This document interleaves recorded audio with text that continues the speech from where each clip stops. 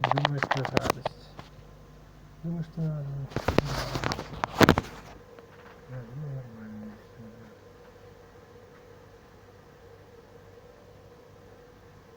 Не нужен тогда ты мне, да, он тебя понял, вот нет, наоборот. Да, наоборот. Led to us doing a deal with them. Главное правило финансовой свободы – деньги должны делать деньги. И точка. Если ты хочешь стать финансово свободным человеком и начать... I had many... Не понял. Ну нет. Плохо работает просто он, да. Да.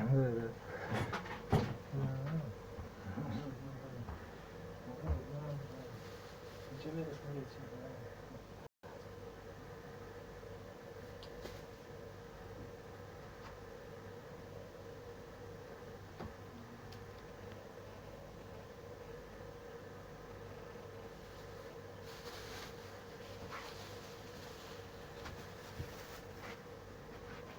Influences growing up, things like Ultima to Might and Magic to Wizardry, and so I started designing.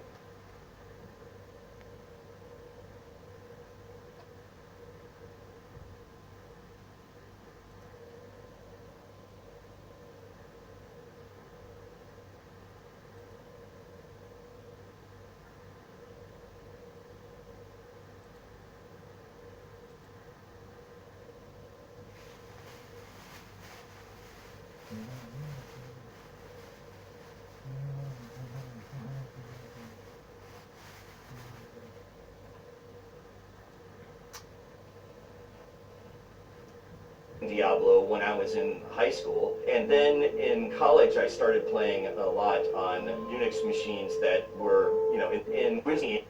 He understood the vision and ultimately led to us doing a deal. I had many influences growing up, things like Ultima to Might and Magic to Wizardry, and so I started designing Diablo when I was in high school. I started playing a lot on Unix machines that were, you know, in the computer lab at the time. They didn't have really any kind of graphics associated with them, and that was really where I got introduced to things like MUDs and roguelike games, even though the term roguelike comes from games that are like the game Rogue, which is one of the games that I was playing at the time. And then there were others like NetHack and Moria, U-Moria and Angband.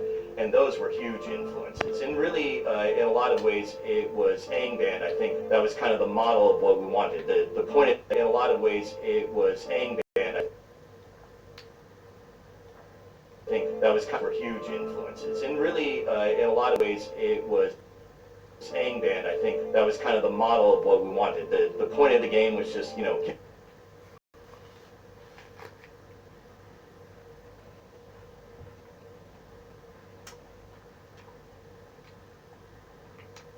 Переломный.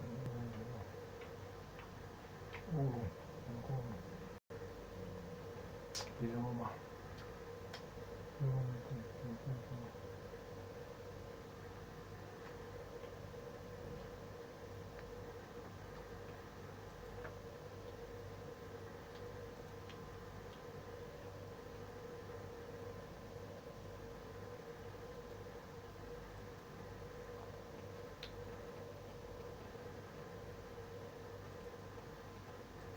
killed a boss, and there was random levels and random items, but you were the @ symbol attacking the letter K. There was a game, NHL 94. You were the @ symbol attacking the letter K. There was a game, NHL 94. One of the things that we loved about that game is that with just a few quick buttons, we were in and skating around and could check each other and things like that. And that was the kind of philosophy that we wanted to bring to Diablo. We wanted to be everything that RPGs weren't, and one of those things was we want to just press a few buttons and get right into the game. Character creation was this big deal in RPGs. You would end up answering a bunch of questions about your history and giving yourself a backstory and putting numbers into all sorts of stats before you even knew what the stats would do. So we wanted to bypass all of that and get directly in, and that philosophy permeated every decision that we made. Time from boot up to kill was like it's got to be under a minute kind of thing. For Diablo, there were a lot of technical things that we had to overcome that were different than the way that games had been at the time. So the loot lottery is kind of a system by which random items are generated. The best analogy is it's a slot machine. Every time you kill a monster, you put a quarter into the slot machine, and you pull the lever, and out can come nothing. You get your quarter back. You know, you could do pretty well, or you could hit a jackpot. And so if you can think of pulling the lever as every time you kill a monster, it's got kind of this addictive quality. Just as slot machines are addictive, so is the I am going to maybe win something big here. It was kind of loosely based on the system that came from kind of Moria, Angband, Umoria, those kind of style games. They had random item generation, but not to the same extent that we were going to be doing it in Diablo. Luckily, this was a really fun part of the game for a lot of us, and so we didn't mind working on this part. It meant that we got to play the game and get cool stuff. Random level generation in Diablo was extremely complicated. There were like 4 kind of subsections of the original game. There were like kind of 4 different tile sets. But also it was having to write basically 4 times the code that you normally would write for one of these things. Also made it kind of a big challenge. One of our pillars was your guy that you've made, your character that you've made, is unique. Your experience is going to be different than anybody else's forever. Just because of the way the trillions of combinations that exist out there, nobody will have the same experience twice. A lot of RPGs were like, oh, we've got 100 hours and things like that of content. And we were saying, basically, you have unlimited content here. One of the things that we wanted to do with Diablo was multi-classing. This was kind of a philosophy that was, again, kind of anti-typical RPG. RPGs at the time were things like, oh, you're playing as a cleric, and as a cleric, I can't hold a sword. It didn't make any sense at all that you know, a person who claims to be this cleric can just actually pick up a dagger or pick up a sword. They could only use maces. And so in a lot of ways we wanted to make the anti-system for that, which was this kind of like multi-classing or everybody can do everything kind of system. So as a warrior, you could cast spells. You may be a lot worse at it. It may take you extra mana. Your spell casting animations are longer, but you could do it. It was this system where you could make any class you wanted. There were no restrictions like so many of the other things that we thought were just barriers to fun. Fresh meat. And so making it so that it was kind of this free form was really important to us. And again, it was more of the anti-RPG at the time. The spirits of the dead are now avenged. The relationship between Blizzard North and Blizzard South was sometimes contentious, as any 2 groups can be, or whatever, in any relationship. Largely, we got along really well, as any 2 groups in Blizzard North and Blizzard South was sometimes contentious, as any 2 groups can be, or whatever, in any relationship. Largely, we got along really well. We were very reasonable with each other. We helped each other out. Obviously, there were some fights, some things that they felt passionately about, some things that we felt passionately about. They were involved, but they weren't involved in a day-to-day basis. You know, we would talk often, but it wasn't like they were sitting in our office like with a producer talking, you know, talking about what we're doing every day kind of thing.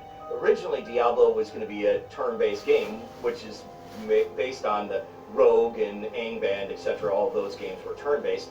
At some point during the process, which was pretty early, I would say within maybe 3 or 4 months of the start of the project, they came to us after their success with converting strategy games to real-time in the same way that they did with Warcraft. And they felt, hey, with all of these kind of turn-based way that their success with converting strategy games to real-time in the same way that they did with Warcraft. And they felt, hey, with all of these kind of turn-based old-school versions of RPGs, we should do a real-time version of it.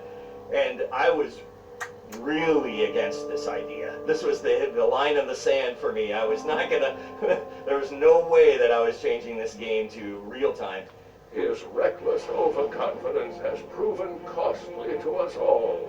I was deathly afraid of losing what I thought was kind of the essence of this game. Oftentimes when you were playing these turn-based RPGs like this, you'd get to a point where your character's about to die. There were important decisions you had to make. There was just so much strategy and depth, and the games were permadeath, so if you you know, if you died, that was it. And they was on these Unix servers, so you couldn't like restore your characters or anything like that. It was gone. So it was this really tense moment. And I really did not want to lose that tension. I thought that was essential to the way that the game was going to play. And our turn-based wasn't really like our turn, their turn, our turn, their turn. It was a little bit more complicated. It was if a single turn was broken into 10 sub-turns or something like that. Pulling out your sword may take like, you know, 1/10 of a turn, and then walking one square horizontally took the whole turn, but diagonally took 1.4 turns, so we kind of had this scaling list, so it was kind of a complicated turn-based thing. And there was a lot of conflict, and a lot of times that we would talk about the game and how things were going, and we would have phone calls, and for weeks at the end they would say, hey, so what about changing it to real time? They would kind of keep nudging on this. I brought it up with some of the people at the office. It started to gain some momentum. People were like, yeah, no, I think that it might be kind of cool. My knowledge of the ancient ways might be of some help. We all got together, the entire Blizzard North got together in the kitchen and had a vote. The development team was probably maybe 15 people at the time. We all voted, and I was heavily outweighed. There were, you know, a few, 3 or 4 of us kind of didn't want to change it, but it was, you know, 15 of them did want to change it or whatever. So reluctantly I said, okay, yeah, we can do this, we can give it a try. I think this is dumb. I think it's going to be a waste of, like, it's going to take us a month to do this. We've done this game for too cheap. We're going to go back and we're going to try and get some more money as well at the same time. I went back. I said, yeah, it's going to take us longer to develop the game now because it's going to be this real-time thing. So we not only need an extra milestone payment, but also, you know, we're not going to have anything to show or talk about for like a month because it's just going to take so long to do this. And so I said, okay, I'm going to start this process. Everybody go home. This is on a Friday. Everybody cleared out. And Friday afternoon, I started working on it. And by Friday evening, I had it done. I remember it just like it was yesterday. You know, I was working on it, and I was kind of the warrior. I had this club in my hand. There was a skeleton on the screen, and I kind of clicked on the skeleton. My character walked over and swung and smacked the skeleton apart. And I was like, oh my God, this is amazing. That felt so good. That was really, this is way better. The sun shone through the window. The clouds parted. You know, the angels, you know, went, oh, kind of, it was definitely a moment that I knew that this was definitely the way to go. This was way better. Думаете, что инвестиции в акции и облигации это очень сложно? А уделять этому всего пару часов в месяц и получать больше? And I just sat there for like an hour, like clicking the mouse button over and over again as I just swung the sword, and we never really looked back. So when people came in on Monday morning, it was done, it was working, it was obvious that this was the way to go, and we never looked back. One of the great things about this change was that we had so many assets to work with. The game itself was already deep in production. We already had a bunch of different assets, so we didn't need to start from scratch. We kept the same perspective. We kept a lot of the assets that we had, so there wasn't really any kind of fundamental technology changes in terms of the graphics pipeline or art assets or anything like that we needed to take care of. It was mainly focused on our ability to change the gameplay and make sure that was a smooth transition. Once the real-time change happened and kind of settled in, it was pretty obvious that it was the right decision. Throughout the office, it was kind of an electric atmosphere. Everybody was really jazzed, everybody was really psyched. Even the people that were atmosphere, everybody was really jazzed, everybody was really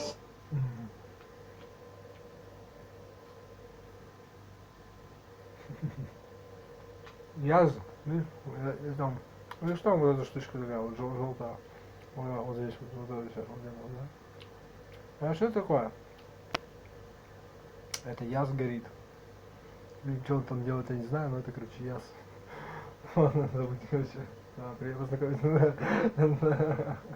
Psyched. Even the people that were kind of steadfast against this, including myself, came to me and said, yes, this feels amazing, this is really cool. We kind of changed some of the design of the game, and the way that you're going to interact with the monsters, and the way that you're going to do combat and stuff like that, and These things kind of evolved and changed over a period of the next few weeks and months as we kind of grasped what the real time really meant and how that affected the actual moment-to-moment gameplay. So on that day that I had that incredible encoding session, we didn't let Blizzard know quite right away, but I couldn't hold it back that much. I couldn't withhold that information for too long because it was just so damn exciting. And they had already agreed to hold it on that day that a few weeks and months as we kind of grasped what the real time really meant and how that affected the actual moment-to-moment gameplay. So on that day that I had that incredible encoding session, we didn't let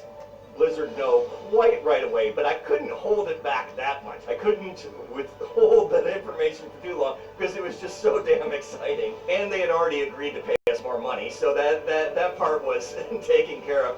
And the fact that it took such a short time and was such an improvement, and they kind of got their way, it ended up not really being an issue at all. And everybody was very excited about the new direction and the way that it turned out. We have learned strength is making the right choice. Looking back, I feel like Diablo 1 turned out way better than I ever imagined it would. I'm obviously very proud of working on it. You know, it's just such a highlight and a pillar of my career. But it wasn't just me, it was a lot of people. There are a lot of people, very talented people that I worked with that made that a reality. From music to graphics to other programmers, etc. There were just so many super talented people that worked together as a team to make that a just really special time. In terms of my overall vision, it exceeded what my vision of what the final product could be. So I feel very, very lucky to have worked. We had a very different vision for Diablo 2. We had a lot more experience about what we were doing. We understood the market a lot better. We understood that we were building upon this fantastic game. With Diablo 2, it was definitely more in lines with my expectations. Even, it still exceeded my expectations, and still does today. I mean, the fact of the matter is that there are so many people playing the game today that, you know, 20 years after we released it, says a lot about the product. You can go onto Twitch and find people streaming the product at any time. It continued to sell, you know, a box copy of this game on Target for 15 years after the product was released. It was always in the top 10 sellers of the year. At the time, Diablo 2 was the fastest selling PC game of all time. You know, it reached 1 million copies faster than any other game in history. And I think that Diablo 1, you know, sold 1 million very quickly as well. Right at the exact same time, The Sims came out. It was almost the exact same time as Diablo 2. Those two games were on the best-selling list, and still are on the best-selling list of all time if you look up PC sales. People are so passionate about the game, and they figure out every little aspect, and it's funny, they'll collect every single unique item in the game or something like that, and they play literally hundreds and hundreds and hundreds of hours trying to collect these things. They do it in a unique way, so I'm not going to use any kind of weapons, I'm just going to punch my way to the end, or whatever. There's like all sorts of different ways that people come up with. They make videos on YouTube and all these kind of things, and it's really great to see people so passionate about the game after all these years. Both Diablo and Diablo 2 had such a huge impact on my career, and still do to today. It's strange, having such success with your first PC game you've ever made, the expectations for everything that you do after that are just sky high, ridiculously high. That was a tough thing to deal with when we left Blizzard and made things like Hellgate London, and the hype for that game was outrageously high and didn't meet expectations. It was a really unique game. It was really cool. I think it was a game that was way ahead of its time. Basically, it was the very first looter shooter that, I don't know, some people call it shooter looter, some people call it looter shooter, there are other names for it or whatever, but whatever way that you want to say it, it was the first of that style of game, and I get a lot of people that come back and compliment me on that all the time, despite the flaws, which were mainly bug related. There are a lot of gameplay loops that despite the flaws, which were mainly bug related. There are a lot of gameplay loops that I'm fond of these days. I think that for me, a lot of kind of like survival-esque games are really kind of my jam lately. I was really into MMOs for a while, and I think that any kind of survival building, crafting, those kind of things, I really enjoy that a lot. But still, I harken back to ARPGs. Like I still really enjoy the loop of kill monsters, get loot. I still really love that the most, much more than almost any other genre. The best general advice that I can give are things like, from a UI perspective, can somebody play this without reading a manual or getting any kind of instructions? Like back in the early days when I was playing, when we were making Diablo, we had this thing which is now kind of unfair, but it was nicknamed the mom test, which was like, my mom was not computer savvy at the time, and so like if my mom can pick this up and play this, then anybody can. We wanted to approach the thing so it was kind of a wide audience kind of way to play the game, and it made simplified things. It forced us to simplify any UI, and so kind of distilling the essence of what you're trying to do, whatever it is, and making the UI kind of enhance that is the best kind of experience that I can give. Making sure that something is really simple and straightforward, especially in your core game loop, is critical. A few years ago, I went completely independent. I made a company called Graveyard Games. It was originally just me, it's still largely just me. Made a product called It Lurks Below. I did everything. I did the pixel art, the programming, the design, music. Later in the game, a couple other people helped. My wife is doing a little bit of programming and design, and my third eldest kid, but my eldest kid here is still at the house, she's doing some of the art. We've done some of the pixel art, and I've got some other friends helping me and stuff like that, so it's more than just me. But originally, a great majority of the project has been just me. I wanted to try and do a project all by myself, and It Lurks Below, it's out. It's been out for about a year, and it's coming to Xbox soon, and hopefully other platforms, other consoles after that. And then recently, I also just started a publisher called Skystone Games, and looking to publish other kind of indie products and take my experience from being an indie developer and trying to boost other indies and making sure that they can survive in today's harsh climate. Give them not only game feedback, but also make sure that they can get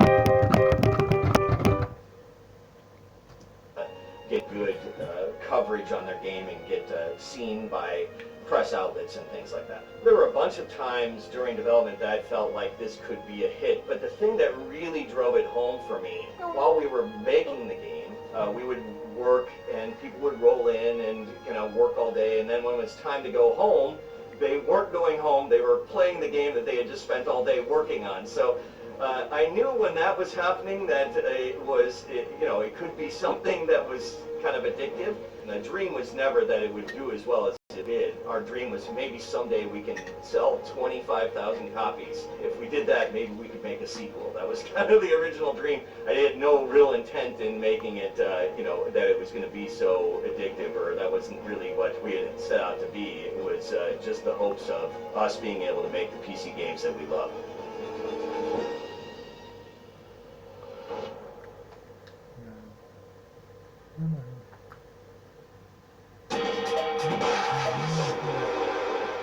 When Nintendo debuted this footage of the remake of the '93 classic A Link's Awakening earlier this year, something awoke in the dormant, frozen heart of this aging millennial.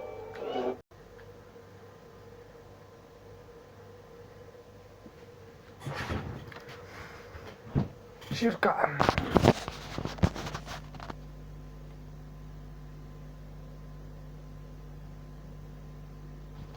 Чирка гарно. Ну-ка. Это полезай обратно. Дух. Нет,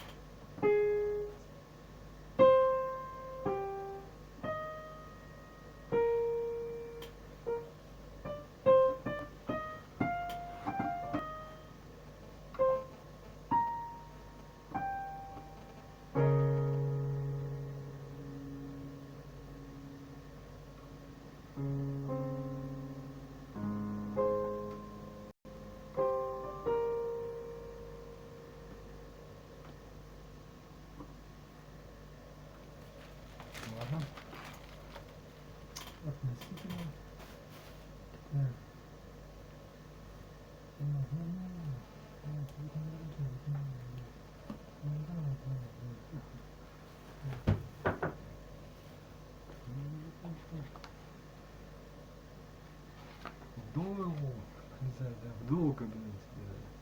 Вдолг. Докш. Ча.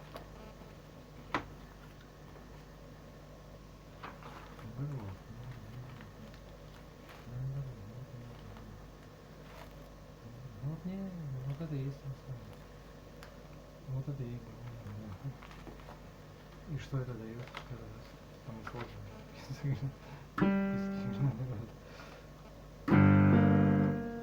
Может, серьезно?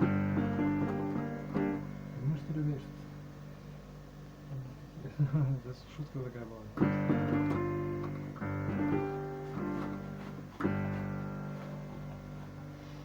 Тем, что...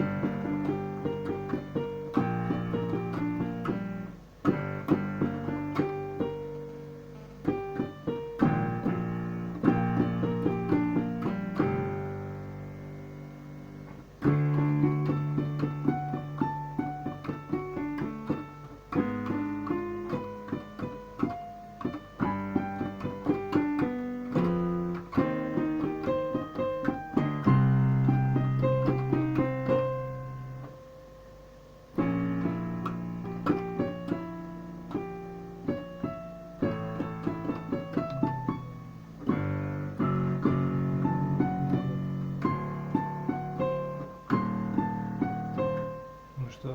Это себе не говорят так. Наоборот. Ну да.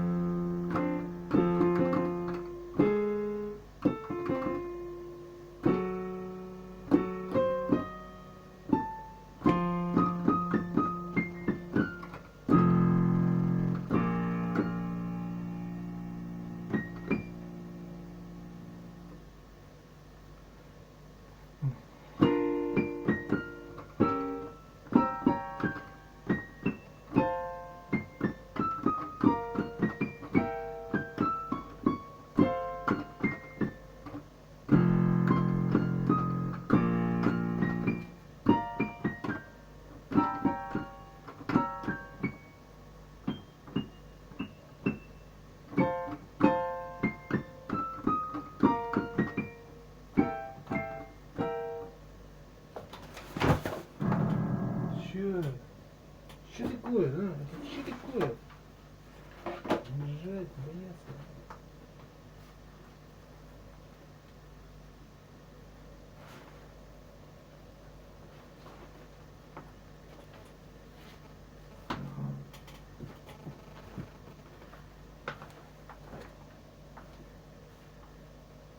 Шестиматия. Что ты только не думал.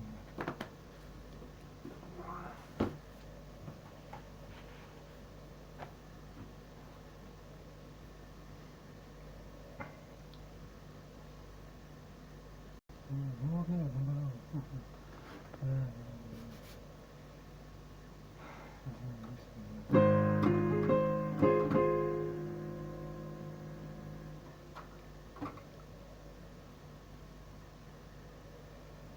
Так. Что такое? Нормально играет он, значит, да.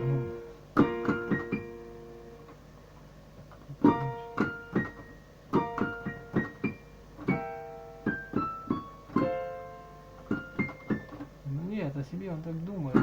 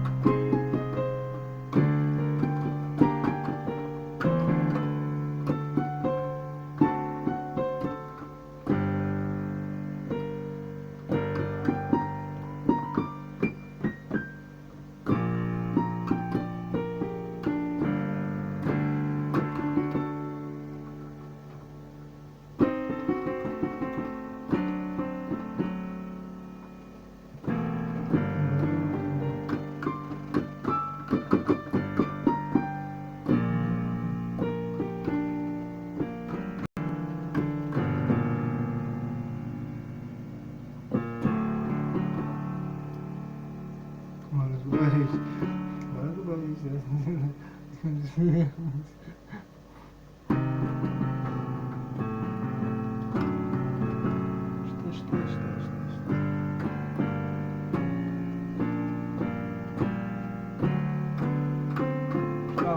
Штамм.